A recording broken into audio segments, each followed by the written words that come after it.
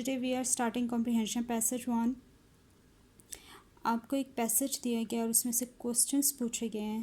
ان questions کے answers آپ نے اس پیسج کو انڈرسٹینڈ کر کے اس میں سے لوکیٹ کرنے ہیں, سرچ کرنے ہیں.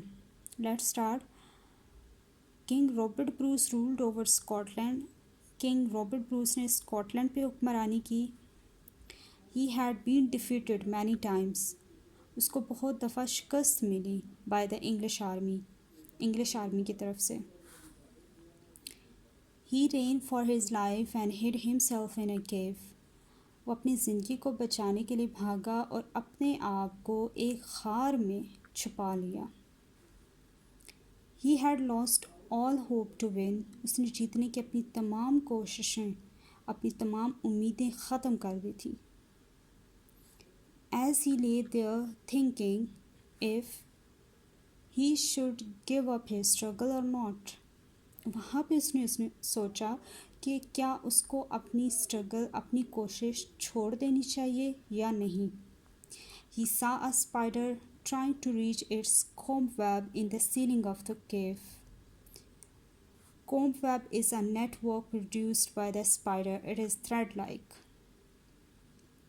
وہاں پہ اس نے دیکھا کہ ایک اسپائڈر ہے اور وہ اپنے کومب ویب میں جانے کی کوشش کری, اور وہ کومب ویب کہاں پہ ہے؟ غار کے سیلنگ میں, غار کے بالکل چھت پہ ہے.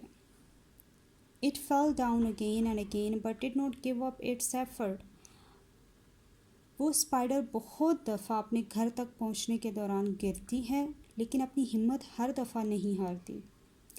At last the little insect reached its home in its ninth attempt.